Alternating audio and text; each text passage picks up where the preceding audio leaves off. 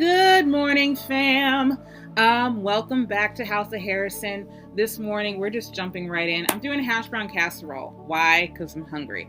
And literally, I rolled out of bed like, I'm going to make this today. So you probably won't see my face during this because I'm in my pajamas. Anyway, so we have a block of white cheddar cheese. Whatever cheese you want to use is fine for this. I think cheddar works best with hash brown casserole anyway. So grating it all the way down to the nub, and then when you get down to the end, cut the little nub up with your knife so you don't grate your fingers, because that would not be good. And then we're going to go ahead and do the same thing with our zucchini. Break it down into workable pieces first, and then you're going to go ahead and grate it too, because the hash browns are going to be grated, the cheese is grated, so you may as well go ahead and grate the zucchini too. It just allows it to be worked in with everything really well. Also, the zucchini adds moisture to your casserole, also while providing some veg element. Otherwise, because like old school potato casserole or hash brown casserole, it's just potatoes. So I decided I was going to go ahead and throw this in here just because it looks pretty and you're getting your veg. There you go. Also, try not to be fancy like me. That one trick I just did where I was cutting the piece of zucchini with one hand while I was holding the grater with the other.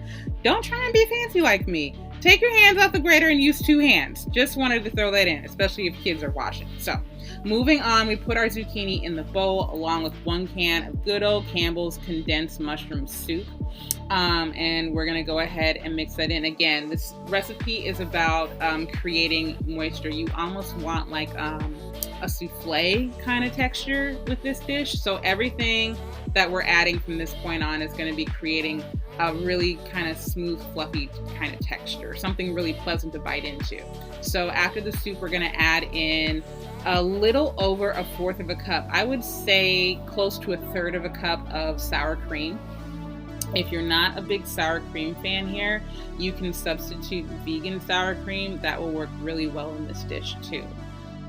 In fact, all of the ingredients you can pretty much sub out. Even the eggs, that is 4 eggs right there. You can even substitute that with something like Just Egg. You can find that in the vegan section at Whole Foods. And we got the good old seasoned salt going in. Here it's going to look like I'm over seasoning, and so truth be told, I am, because we have unseasoned zucchini, we have unseasoned sour cream, we're going to have unseasoned hash browns, we're going to have a lot of unseasoned stuff. So you want to go ahead and be a little bit more heavy-handed with the salt and the pepper here. I'm going close to about 3 tablespoons of seasoned salt, maybe 2.5 tablespoons of seasoned salt, and then 40 cracks of black pepper. And then my secret weapon, which is Delicious cheesy bacon seasoning. Now, Delicious is a company that is out of Australia. Why would I order something from Australia? Because it tastes like bacon, obviously. I actually don't eat bacon, or I try not to eat it that often. I'm not a big pork eater. But I miss bacon. So that's where I get my bacon seasoning from. I'll include that information down in the link below. They're awesome. And then nutritional yeast. It just adds to that kind of umami cheesy element. These are the two. That's definitely an ingredient you'd want to kind of up on if you were just sticking to being vegan, maybe along with just some vegan cheese. So after the nutritional yeast, I'm putting in about a tablespoon of olive oil just to up the factor. Again, we're looking for moisture in this dish, and I love the flavor of olive oil, so I figured why not just throw it in. So we're going to mix it all together until it's well combined, and then we're going to go ahead and move on to our next ingredients.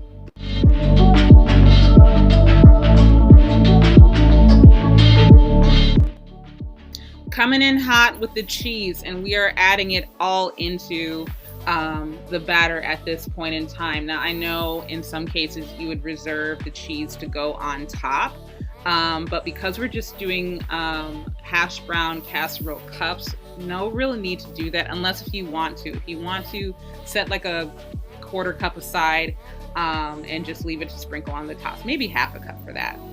Now we're coming in with the queen of the show, the hash browns. And nothing fancy, you're just gonna dump them in, that's all. Mine had some deep freezer issues, so I had to kind of break up the clumps a little bit. Yeah, we got that worked out though. So you're gonna go ahead and dump in the hash browns, mix everything well together. No need to beat it like crazy. It'll come together pretty well. And then you're just gonna go ahead and set it aside, and then we're gonna get to work on our muffin cups.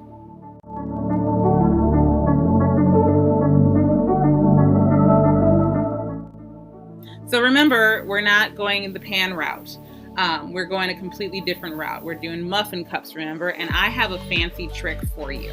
So we're gonna do like the fancy coffee shops do, and we're gonna do some really cool muffin wrappers. Not like the store-bought ones for cupcakes. We're gonna use some parchment paper, and we're gonna get real crafty and cute here.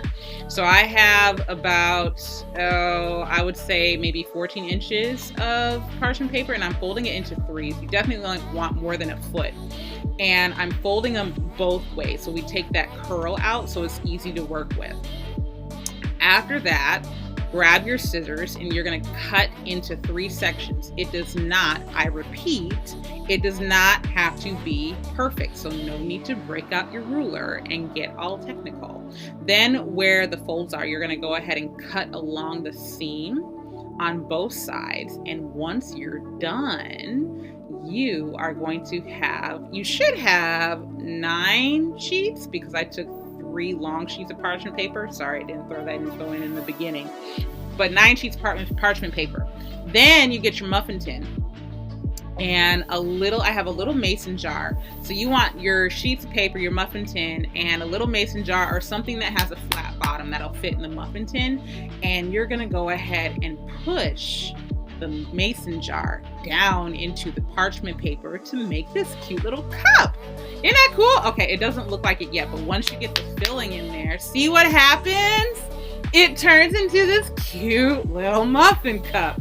And it's so cool. And you didn't have to use cupcake wrappers for it. Now you'll see there's still missing parchment paper wrappers in some of the cups. We're gonna go back again and fill those in. I just wanted to make sure we got the first round in straight, and then we can just go double back and do the second round. Same thing with the second tin that we have, my little vintage tin. So there it is. They're all filled up and ready to go. And we are going to go ahead and bake them at 375 degrees. And we went for 40 minutes. Before we do, just for a little color on the top, we're going to go back with that delicious seasoning. Really, it's because I really like bacon. That's really why. But if you don't want to do that, you can just use paprika, like smoky Hungarian paprika or something. And, oh, I lied. 35 minutes. Sorry about that. Oh well, I'm not perfect. I'm just fabulous. And here they are, fresh out the oven. Giving them a little bit of time to cool down before I bite into them, because they're really, really hot. Don't they look so pretty and so cute? This would be like a great idea if you're going over to somebody's house for brunch and you wanted to bring something over. And this is why the parchment paper is so cool. You just have to literally pull it away. No extra grease or anything like that. It's just ready to go and pop into your mouth. Isn't that fabulous?